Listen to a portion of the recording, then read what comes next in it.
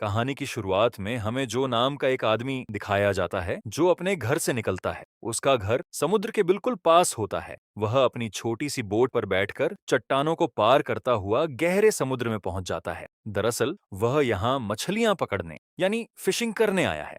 लेकिन कुछ ही पलों बाद चारों तरफ घना कोहरा छा जाता है। जो को अपने सामने कुछ भी दिखाई नहीं दे रहा होता और तभी उसकी बोट किसी चीज से टकरा जाती है।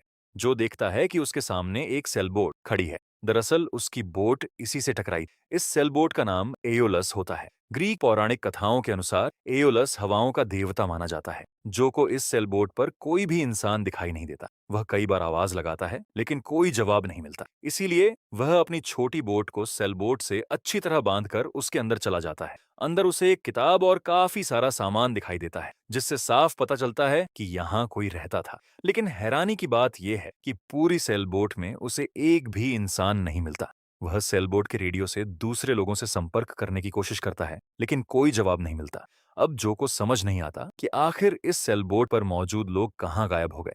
भला कोई मेरी इतनी महंगी सेलबोट को बीच समुद्र में छोड़कर कैसे जा सकता है। वह पूरी सेलबोट की तलाशी लेना शुरू कर देता है। तभी उसकी नजर बाहर जाती है और वह देखता है कि उसकी अपनी छोटी बोट, जिसे उसने सेलबोट से अच्छी तरह बांधा था, अब वहां नहीं है। वह अपनी दूरबीन से चारों तरफ देखने की कोशिश करता है, लेकिन उसकी बोट कहीं नजर नहीं आती। इसी दौरान अचानक उसे सेलबोट के निचले हिस्से से किसी आवाज के आने का एहसास होता है। यह सुनकर जो घबरा जाता है, क्योंकि कुछ ही देर पहले वह नीचे जाकर अच्छी तरह जांच कर चुका था और वहां कोई भी नहीं था। जो एक बार फिर नीचे जाता है। वहां जाकर वह देखता है कि बोट के हिलने की वजह से टॉयलेट का दरवाजा अपने आप खुल और बंद हो रहा है। वह टॉयलेट का दरवाजा बंद कर देता है और फिर इंजन के पास पहुंचता है। उसे समझ आ जाता है कि अब इस सेल बोट के अलावा यहां से निकलने का कोई दूसरा रास्ता नहीं है। वह इंजन स्टार्ट करने की कोशिश करता है, लेकिन इंजन स्टार्ट नहीं होता। साथ ही बोट का कंपास भी खराब हो चुका होता है, इसलिए उसे सही दिशा का भी कोई अंदाजा नहीं लग पाता। इसके बाद वह एक नक्शा निकालता है और अपनी लोकेशन के हिसाब से सही दिशा का पता लगाने की कोशिश करता है। फिर वह सेलबोट की सेल खोल देता है ताकि हवा की मदद से बोट आगे बढ़ सके। लेकिन हवा का रुख ऐसा होता है कि बोट आगे बढ़ने के बजाय चारों तरफ घूमने लगती है। जो समझ जाता है कि किसी भी कीमत पर उसे इंजन चालू करना ही होगा। कई घंटों की कड़ी मेहनत के बाद आखिरकार वह सेलबोट का इंजन स्टार्ट करने में सफल हो जाता है। अब सेलबोट आगे बढ़ने लगती है। वह फिर से अपनी दूरबीन से चारों तरफ देखता है, लेकिन दूर दूर तक उसे न कोई इंसान दिखाई देता है और न ही उसकी अपनी छोटी बोट। वह एक बार फिर रेडियो से दूसरे लोगों से संपर्क करने की कोशिश करता है, लेकिन इस बार भी उसका किसी से संपर्क नहीं हो पाता। इसी दौरान उसे पेशाब करने की जरूरत महसूस होती है, इसीलिए वह बोट के डेक पर आ जाता है। लेकिन जैसे ही वह पेशाब कर रहा होता है, तभी अचानक बोट का सेल हवा की वजह से तेजी से उसकी तरफ आता है और उसे जोरदार टक्कर मार देता है। इस झटके से वह लगभग बोट से नीचे गिरने ही वाला होता है, लेकिन समय रहते रेलिंग पकड़ लेता है। अगर वह समुद्र में गिर जाता तो शायद कभी वापस नहीं आ पाता और उसकी मौत तय थी। इस घटना के बाद वह फैसला करता है कि अब वह डेक पर नहीं बल्कि नीचे टॉयलेट में जाकर पेशाब करेगा। लेकिन जैसे ही वह टॉयलेट के अंदर जाता है, दरवाजा अपने आप लॉक हो जाता है। वह लॉक खोलने की बहुत कोशिश करता है और काफी देर की मेहनत के बाद लॉक तो खुल जाता है, लेकिन दरवाजा फिर भी नहीं खुलता। अब वह बीच समुद्र में एक सेलबोट के टॉयलेट के अंदर फंस चुका होता है और उसके पास बाहर निकलने का कोई रास्ता नहीं बचता। तभी बाहर से उसे किसी की आवाज सुनाई देती है। दरअसल यह रेडियो की आवाज होती है। आखिरकार उसका रेडियो किसी दूसरे जहाज से कनेक्ट हो चुका होता है, लेकिन वह जवाब नहीं दे सकता क्योंकि वह अभी भी टॉयलेट के अंदर कैद है। वह पूरी ताकत से दरवाजा खोलने की कोशिश करता है, लेकिन दरवाजा टस से मस नहीं होता। इसी बीच उसे इंजन की तेज आवाज सुनाई देती है। वह टॉयलेट की छोटी सी खिड़की से बाहर झांकता है तो उसके सामने एक विशाल कार्गो शिप दिखाई देता है। वह अपनी शर्ट उतारकर उसे लहराते हुए मदद का इशारा करने की कोशिश करता है, लेकिन इसका कोई फायदा नहीं होता क्योंकि कार्गो शिप के डेक पर कोई भी मौजूद नहीं होता जो उसकी सेलबोट को देख सके। उधर उसकी सेलबोट लगातार उसी कार्गो शिप की तरफ बढ़ती जा रही होती और कुछ ही पलों में उससे टकराने वाली होती है। यह देखकर जो पूरी तरह घबरा जाता है, तभी उसे एक रस्सी दिखाई देती है। वह उस रस्सी को सेल बोट से नीचे समुद्र में फेंक देता है ताकि वह बोट के प्रोपेलर में फंस जाए और इंजन बंद हो जाए।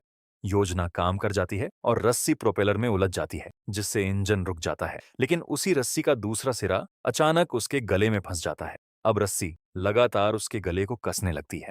जो पूरी ताकत लगाकर किसी तरह अपने गले से रस्सी निकालने में कामयाब हो जाता है। हालांकि रस्सी ने उसका गला इतनी बुरी तरह दबा दिया होता है कि वह लगभग बेहोश होने की हालत में पहुंच जाता है। उसी समय उसकी सेलबोट कार्गो शिप से जोरदार टकरा जाती है। इस टक्कर की वजह से सेलबोट में धीरे धीरे पानी भरना शुरू हो जाता है। कुछ देर बाद जब जो को होश आता है तो वह देखता है कि कार्गो शिप अब उसके आसपास कहीं भी नहीं है। इसका मतलब था कि वह जहाज उससे काफी दूर जा चुका है। तभी उसे बाहर किसी के कदमों की आहट सुनाई देती है। यह सुनकर वह हैरान रह जाता है क्योंकि सेल बोट इतनी भी बड़ी नहीं थी और वह पहले ही पूरी बोट की अच्छी तरह तलाशी ले चुका था। वहां उसे कोई भी इंसान नहीं मिला था, इसीलिए वह सोचता है कि शायद यह सिर्फ उसका वहम है। अब जो कि सबसे बड़ी समस्या यह होती है कि सेल बोट अभी भी तेज रफ्तार से आगे बढ़ रही होती है। हालांकि उसने रस्सी की मदद से इंजन बंद कर दिया था, लेकिन बोट की सेल अब भी खुली हुई थी। हवा की वजह से सेलबोट लगातार तेजी से आगे बढ़ रही थी, जो किसी भी तरह इस बोट को रोकना चाहता है। इसलिए वह एक लंबे डंडे की मदद से सेल की रस्सी खींचकर उसे नीचे गिरा देता है। इससे कुछ समय के लिए सेलबोट की रफ्तार कम हो जाती है, लेकिन थोड़ी ही देर बाद रस्सी अपने आप टूट जाती है और सेल फिर से खुल जाती है। अब सेलबोट दोबारा हवा के सहारे तेजी से आगे बढ़ने लगती है। यह देखकर जो पूरी तरह निराश हो जाता है क्योंकि उसकी हर कोशिश नाकाम हो चुकी होती है। इसी बीच टॉयलेट के अंदर पानी भरना भी शुरू हो जाता है। जब वह उस पानी का स्वाद चखता है तो उसे पता चलता है कि यह समुद्र का पानी नहीं है, क्योंकि वह मीठा होता है। वह जोर जोर से चिल्लाकर कहता है, मुझे पता है कि बाहर कोई है। मुझे तुम्हारी मदद की जरूरत नहीं है। मैं खुद यहाँ से निकल सकता हूँ। जो को पूरा यकीन हो चुका होता है कि बाहर जो भी है उसने उसे चोर समझ लिया है, इसीलिए उसने जानबूझकर उसे टॉयलेट के अंदर बंद कर दिया है। कुछ देर बाद टॉयलेट में भरा पानी अपने आप नीचे चला जाता है। कई घंटे बीत जाते हैं। अब जो को तेज प्यास लगी होती है, तभी एक बार फिर पानी ऊपर आने लगता है।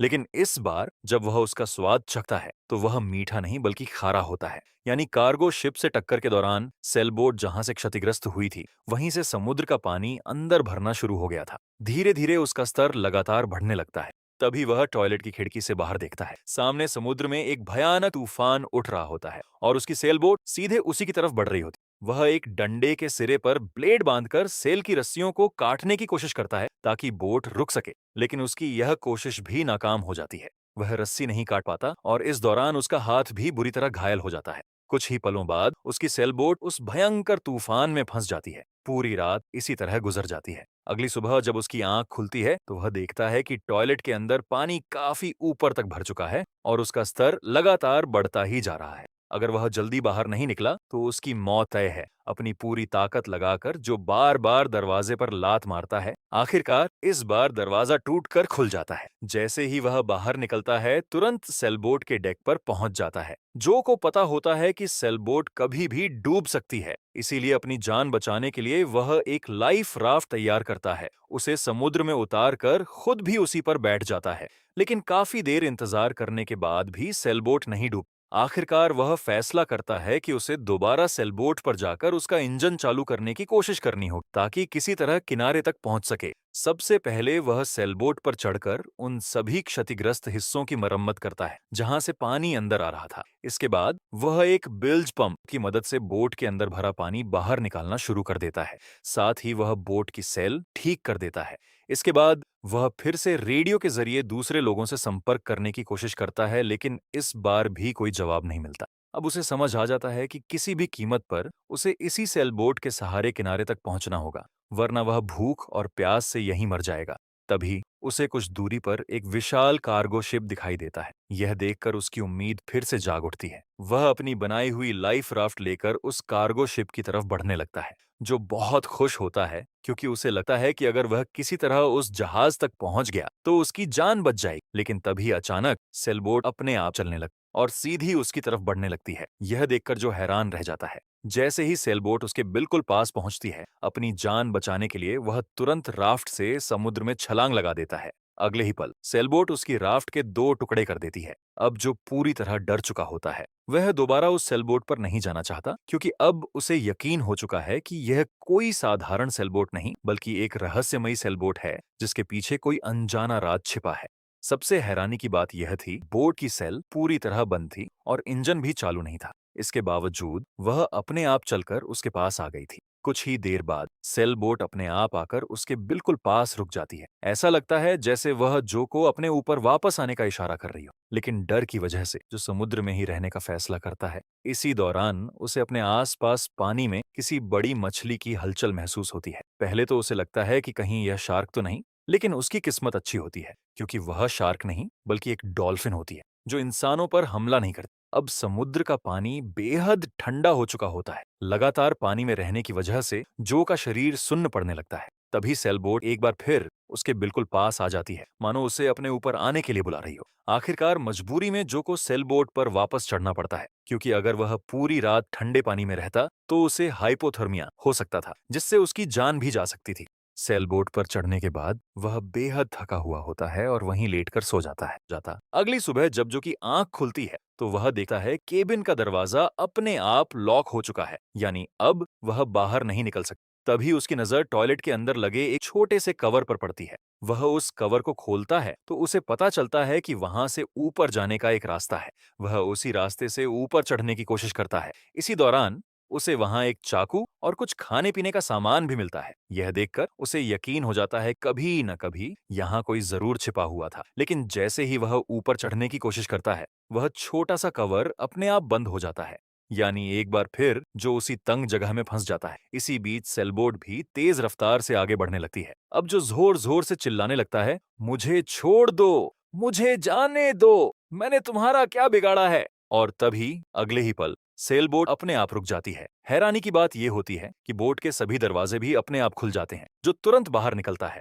बाहर आकर वह देखता है कि सेलबोट एक द्वीप पर बने एक अबैंडन्ड टाउन के पास खड़ी है। पूरे टाउन में कोई भी इंसान नहीं होता। वह वहां घूमना शुरू करता है, लेकिन उसे सिर्फ खाली इमारतें ही दिखाई देती हैं। तभी उसे इंजन की आवाज जरी ना सुनाई देती। वह पीछे मुड़कर देखता है तो सेलबोट अपने आप स्टार्ट होकर वहां से दूर जाने लगती है। अब जो पूरी तरह समझ जाता है कि यह कोई साधारण सेलबोट नहीं बल्कि किसी रहस्यमयी या अलौकिक शक्ति से संचालित सेलबोट जिसके अंदर वह फंस गया था। कुछ ही पलों में वह सेलबोट उसकी आंखों से ओझल हो जाता। इसके बाद जो समुद्र किनारे पहुंचता है, वहां वह देखकर हैरान रह जाता है कि उसकी वही छोटी बोट जिस पर सवार होकर वह फिशिंग करने निकला था, फिर से किनारे पर सुरक्षित खड़ी है। अब हमें वहां बहुत सारे लोगों को भी दिखाया जाता है। तभी यह खुलासा होता है कि यह वही जगह है जहां से जो ने अपनी यात्रा शुरू की। उसी समय चट्टानों के बीच से दूर समुद्र में एक बार फिर वही रहस्यमयी सेलबोट दिखाई देती है जिसके अंदर जो फंस गया था। इससे ऐसा लगता है कि अब उसका यह सफर दोबारा शुरू होने वाला है और शायद वह फिर उसी सेलबोट में फंस जाए। यानी संभव है कि वह एक टाइम लूप में फंस चुका हो जिससे बाहर निकलना लगभग नामुमकिन है। वैसे आपको क्या लगता है? अपनी राय कमेंट बॉक्स में जरूर बताइए। इसी के साथ इस मूवी की कहानी यहीं खत्म होती है।